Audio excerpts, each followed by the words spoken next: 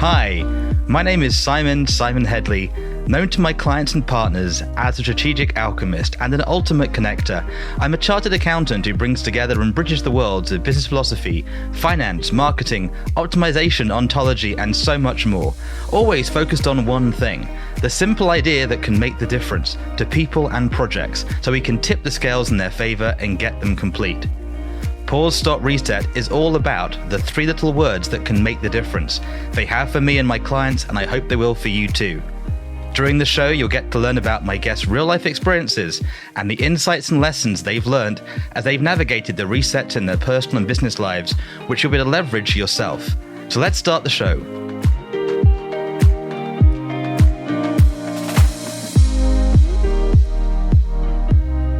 Hello, I'm Simon Hedley, and welcome to today's episode of Pause, Stop, Reset.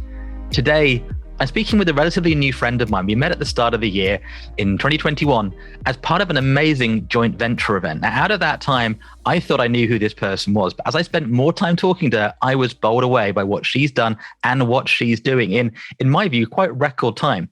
So this is somebody I know has been through research. She's a master at what she does, and I can't wait to introduce you to her. Her name is Sara. Sara, welcome to the show. Oh, Simon, thank you so much for having me on. I'm so excited just to get to talk with you and talk about Pause, Stop, Reset with you and your audience. You're so kind. And you're going to love Sara the way I do. So let's begin at the beginning. So for people that may not know you yet, don't know what you are, what you do, who is Sara and what are you focused on today?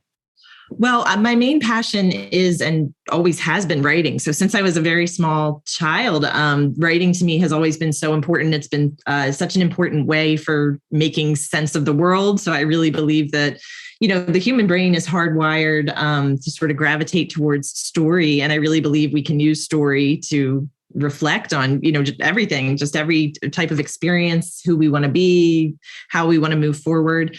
So that writing and communicating stories and, helping others to do that as well has always been my passion. I love it. And to ouch a little bit, you yourself are writing things and writing scripts and helping other people do that as well now. That's the case, yeah? Yes. And transferring their books into scripts. Very interesting idea. How do you take a book and make it into script? I love that idea of the stories we live in, we share in. Let's start then with your life. And when you look back, what are those big turning point moments, those big shifts and resets you've been through? Oh my goodness. I feel like they come up every couple of years, and I feel like just very naturally in life, probably everyone at least gets the opportunity for a reset every couple of years. Whether or not they take it is probably a different question.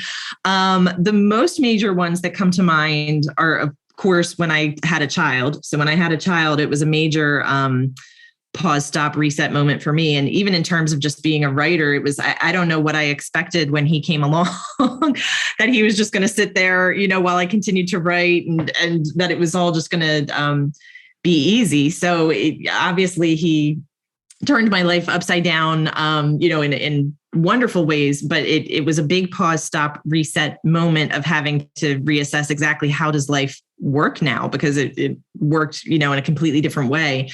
And my focus had to really become so laser focused. As anyone with like an infant will tell you, you get such a little time each day that when that time came along, instead of, maybe what I would have done before, or, dawdling or postponing things, it was really getting laser focused with the time I had. So that was just such a huge reset for me. And probably the other one that definitely comes to mind was getting divorced. So, unfortunately, I went through a very bad divorce about 4 years ago. And that was a huge reset moment where I had to, stop and really reevaluate everything in my life. Not just in terms of like, how did this happen, but also just in terms of who am I now, just because I had never expected to be getting divorced. Obviously, I don't think anybody does when they get married. But it really right down to my self-image. I had to kind of reassess everything like, oh, okay, so this has happened in my life and who am I now? And, the way for me getting through that was really doubling down on the things that I was passionate about and on writing and really just upping my focus on, okay, what do I want my life to be, going forward and who do I want to be? Again, I'm so glad you're with us. And if you could see me, I'm nodding away because those are two of mine as well. Having the child or being part of that process and the divorce, which is definitely not the plan. And they're huge resets. And I love that you brought it up. It's not just like what you're doing, but who you know yourself to be, right? Yes. Yeah, absolutely. It was like right down to my core. It was like, oh, my whole image, because I never would have thought like I'd be getting divorced. Like I had this image of myself as, oh, we're madly in love, fairy book wedding and going to be forever. And then when that, didn't happen, it really was like, okay, my whole life looked different to me because I was like, oh, that's not who I'm going to be, or at least not with that person. So it was a total reassessment of everything. And we wish everybody well in their relationships. The sad reality today, these moments you're touching on are very much what we'll go through, right? We don't get taught about it at school, but these bits of having a child, having a divorce, and these aspects of life are so natural. How old is your son now? He just turned 7. So just about a week and a half ago. My friends, it's the fun stage. They can start writing their own courses, writing their own books and taking over the world at 5 or 6 now, which is not how it was when we were growing up, I think. No. So no. I love how you're sort of stepping into this. And you see why I wanted you to come and do the podcast with me today, hopefully. I'm curious, of these 3 aspects, taking a pause or pausing, stopping and resetting, which have you found the hardest and why do you think that was? I think it's definitely the resetting for me. So I can always get a sense, or sometimes when I'm overworked or I'm taking on too much, I can always get a sense of when the time is coming that I'm going to need a pause, and I can take the pause. I can sometimes take the stop. And then it's usually the resetting and coming back in with, having maybe tweaked things or with the mindset shifted a little bit, that I think is more challenging. And I think that's just because, our habits get so ingrained. So we might know, okay, I got to pause. I need to change something, but it can be a lot harder to figure out exactly what it is that needs the change when it comes to the reset. So yeah, I think for me, that's the part that's usually challenging. I get that. And for many of us, in fact, I think, and it may be a writer's curse, right? When your characters know the story, it's like, that's how the story ends. Like, try a different ending. No, that's how it ends. Is that true for your writing students? Often they get into those, the tropes, I think they call it in the script world. Oh, yes, absolutely. And I have to, as you mentioned before, I work with a lot of people who are adapting books into screenplays, which is very rewarding. But the very big challenge of it is that they can be very stuck on how did it happen in the book? And it's got to happen just like that in the script. And a script is a different animal.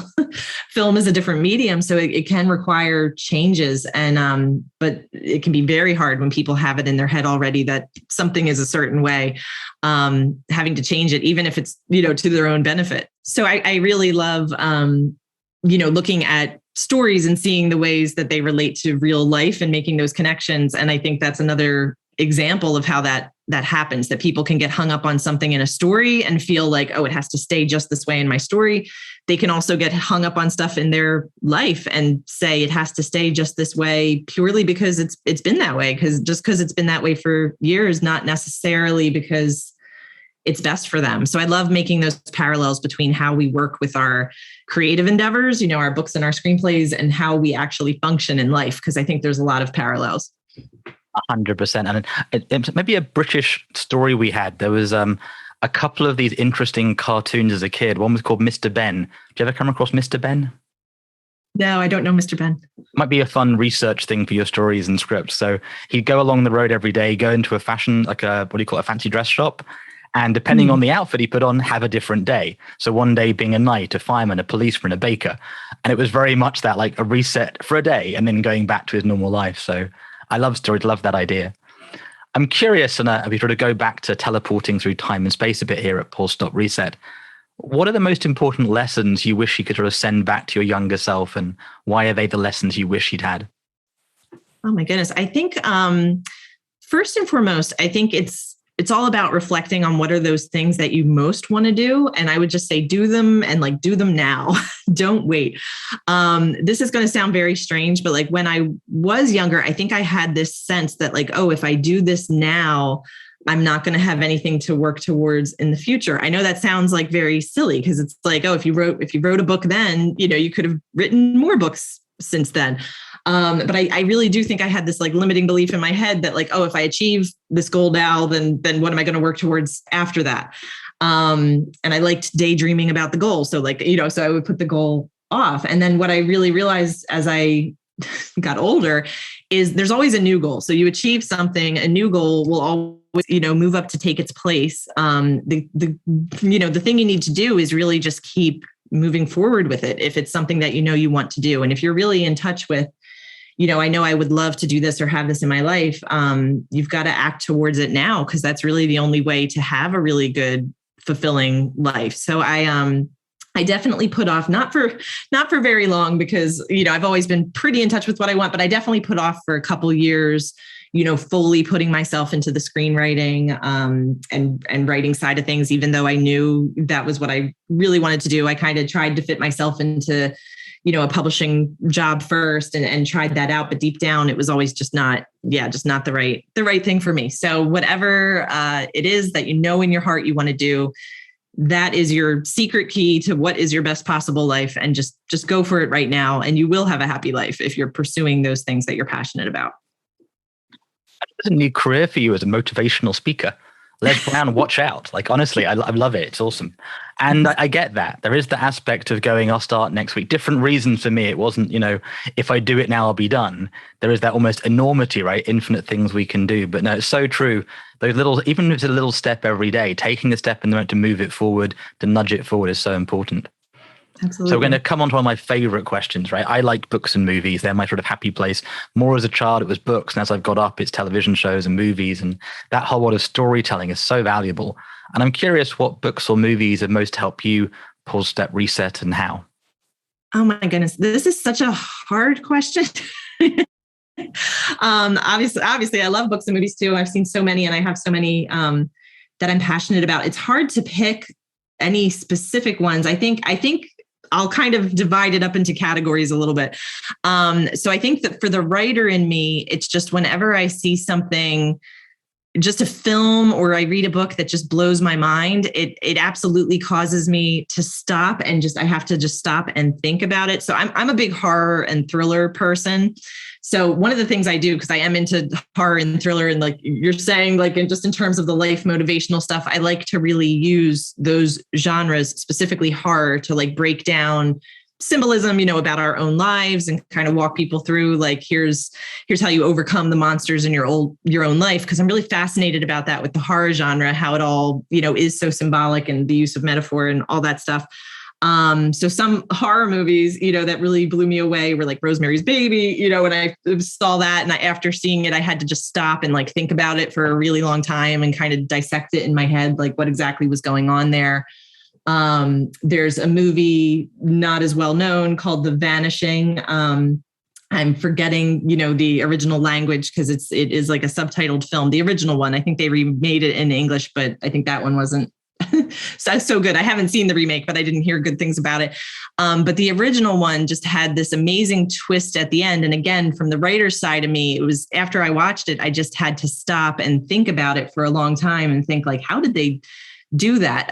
So I think in terms of like pause, stop, reset, whenever you come across just a great work, again, like great book or film, and not everybody out there is going to like horror the way I like horror. So it might be different genres for you. But I think whenever you come across something like that, it really does make you just pause and stop, because a really good story, it's like you have to just sit with it for a minute and just be with it for a minute. So yes. So for the writer's side of me, I would definitely go with those. In terms of just like personal growth and stuff, like, of course, there have been movies. I mean, like The Secret is the big popular movie. There was that What the Bleep Do We Know movie that came out a while back that sort of went deeper with that. But those were ones too that I think after I saw them, I kind of stopped and thought and reassessed life and reassessed like, how am I thinking about things? And, how are my thoughts affecting the things around me? So yeah, so for different reasons, different types of films. I love it. I don't love the horror movies. I must say, it's one of the one genres. Occasionally I've watched them and loved them, But generally, I'm jumping out of my seat and going, nope, nope, nope, nope, nope. I get very involved in the stories, right? I can put myself into them. It's like, okay. And there's very different types of ones. So like for me personally, like I'm not into the crazy gore and like all that, but I do love like those slow burn psychological horror films that really get like at the root of things that scare us, and they're doing it like symbolically or metaphorically. Yeah. I think that's so fascinating. But yeah, I definitely understand. I talk to a lot of people and they're like, fun talking, but horror's not for me. So it's not for everyone, but yeah, I definitely find it very fascinating. And it's interesting because the ancient classics and the ancient Greeks loved that. They loved this sort of tragedy, this hubris, this nemesis. Their gods were not placid people. There was a whole lot of energy and intensity. And I think we get sometimes Disneyfied, if you know that languaging, like everything's lovely, everything is awesome, to quote the TV show and the movie. But it's not a bad thing. So I think having that scare, having that reality check can be really good. I love that. And I could bring that up actually. Now that you've said that, like one thing that I sometimes talk about is just about the stories that have endured over time. So like when you're thinking about like those Greek classics or like, those great epic stories, they all sort of have this little bit of a horror, maybe not horror as we think of it in terms of like today's horror movies, but there usually is something very primal and frightening and really high stakes and usually very violent or physical stakes. And those are the stories that tend to stick around a really long time, I think, because they tap into something primal that like everybody can kind of be afraid of, like they're tapping into like these central fears or this idea of these obstacles that you have to overcome, and like exactly how far are you willing to go? So it's interesting. You can get the depth of your thinking here, which is that when you first meet, you seem innocent, simple Sarah, and yet there's such a wisdom behind it. You've been teaching as well, lecturing, and it comes out. And again, I'm glad you're here with us today. I'm curious, let's go into the depth of how you navigate sometimes when you're going through your resets, your shifts, your transformations, both the really lovely fun ones and the ones that are really like soul challenging. What are the things you turn to? What helps you through them? Oh my goodness. I think, one thing, and being a writer, it's that like personal reflection. So my whole life, I've always kept like a diary or a journal. So it might sound very cliche, but that truly has helped me through so much, because it, as I write things out that are happening, feelings that I'm experiencing, I'm usually able to pick them apart and then understand them on a deeper level, like on a deeper life level. Like, okay, now I can see more clearly that is why this happened, or I can see more clearly that like, yes, this was horrible, but at least now I can grow from it. So sort of putting it into the writing, again, I like to use both like the stories sort of in conjunction with real life, probably lets me storyify it a little bit, to use what I think is not a real word. But it helps me sort of process it. So I think that's one thing. And an interesting thing to note is when I was going through the major reset of my divorce, once it was officially happening and I was getting divorced, I started journaling. When it was coming on and it was pretty clear things were bad, I couldn't write about it at all, because like I think I knew that if I started writing about it, it would become very clear that this was a bad situation. And if I had it right there, black and white, that I couldn't avoid it anymore, and I would have to make, a choice. So I think that's interesting too. So, and just an example of how the writing is going to put things in front of you and help you deal with things, which can be scary, but it's also going to help you cope down the line. So that's one thing that's definitely helped me through. And I think the other main thing has always been just reconnecting with the things that I most want in life. So, what do I most want to achieve? What are the stories that I want to tell? Who are the people I want to help? And the more connected I am with that, then the more connected I am, with whatever larger purpose and a vision for my life, which gives you the sense of hope and the sense of positivity that you're doing these things that you really care about. So that can kind of also pull you through any challenging moments. I'm smiling away because you brought up a couple of things that are so valuable. Journaling is why we have the Pause Stop Reset journal. It is such an essential thing. And I know when I do it, I get better results. And it's easy to do and easy not to do, right? You go, I'll put it off to tomorrow, especially when you're tired in the evening. Another thing is that storifying, that writing down the story. And I don't know if you've seen it, actually, I think I came across in my 20s, the idea of writing those stories from different perspectives. So you have to write the story from your perspective, from their perspective, from an outsider's perspective, from angelic perspectives, to kind of shift it a bit. Have you ever come across that? I haven't seen that. I think I've seen similar like writing exercises. I don't know if I've seen the same exact one, but that is a great exercise. Yeah, to shift in and out of these different points of view. So thank you for bringing those up. And again, if you're listening, you can see why this is somebody I am glad to have met, and I'm glad to introduce you today to her and her work, which I think is hopefully going to make a lot more stories for us to enjoy in the future. So now we get into some real adding value to our listeners. And many of the people listening, they are looking to pause, stop, reset. That's what we do here. That's what we're about. And it's either for themselves or other people. Maybe they're going through a really dark night of the soul. Maybe they're really flying, want to do even better. What would be your top suggestions for them in looking how to shift what's possible for their lives? I would say to really serve like whatever vision you have for your life deep down. So if you're in this like pause, stop, reset mode, you might not even know what that is yet. You might be really just overwhelmed with, whatever challenge is at hand right now. But try to take some time each day, try to journal, like we were saying. Think about, okay, what are the things that deep down, you return to again in your mind, things that you would like to do, things that interest you, things that you are passionate about, whatever it is, and just start trying to explore that. And I think, Simon, you mentioned, like, even if it's just that little bit a day, I like to use the term just like serve it, like try to serve it just by doing something small each day, because it does grow from there. And no matter what you're going through, if you're doing at least some action each day to serve something that you love, something that you're passionate about, that is going to make you feel good. And what happens over time is you start to do it more and more, because that becomes the most rewarding area for you. So keep moving forward with that. Again, whatever's going on and however dark it might look right now, if you just start with that, even a little bit a day, it's going to help connect you to this feeling of your greater purpose, or it's going to just connect you with something that you really enjoy and you really care about. And all that, those positive feelings are going to flow from doing that. I love that. Serve it a little bit every day. It's worth sort of flagging again that sometimes it's not bad stuff going on. I know people who are, one of them especially, 20 years in the same business, and he's just selling it at the moment, but he's like been busy for ages.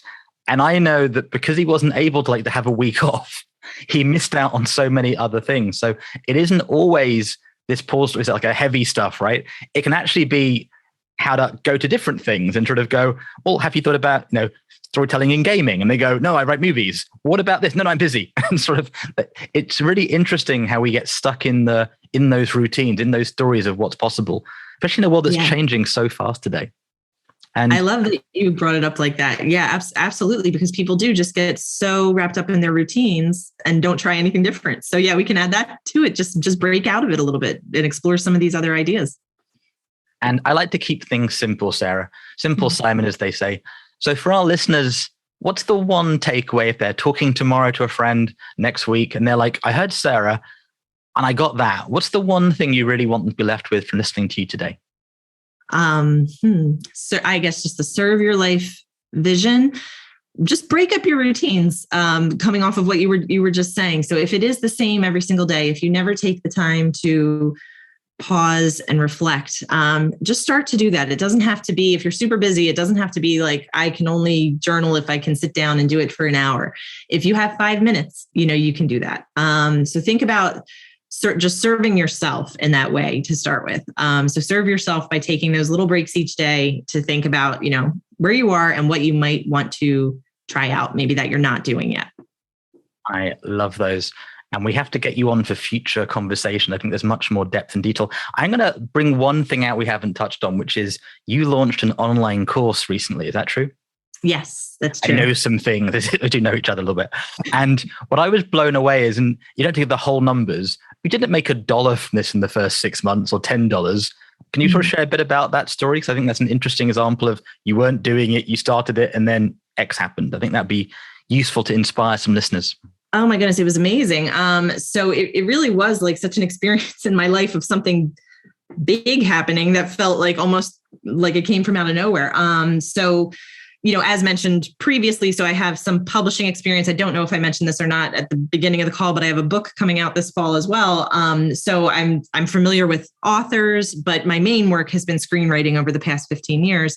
So this idea came about because I've done a lot of book adaptations in my work, over the years. And what I was really noticing is that there were a lot of courses for screenwriters just to kind of teach screenwriting.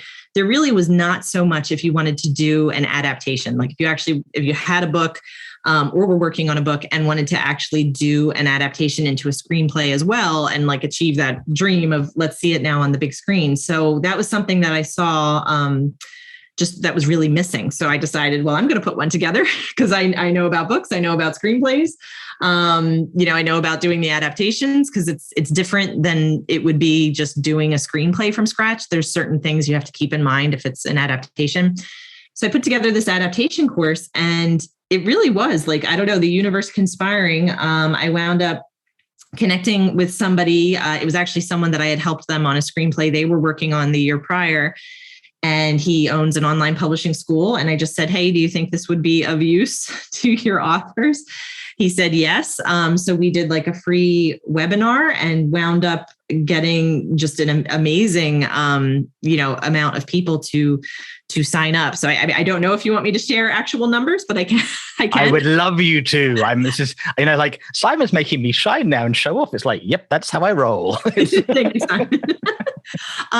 So just doing the one launch, I think in total brought in about $45,000.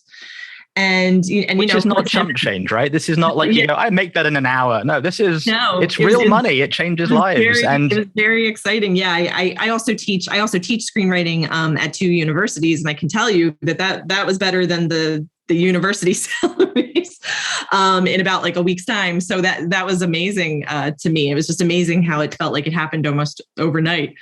So that course has already gone through its first iteration, and it was just an amazing experience, I think, for everybody. We were getting on weekly calls so that they could ask me their questions. I was having guest speakers come in to tell them about the industry.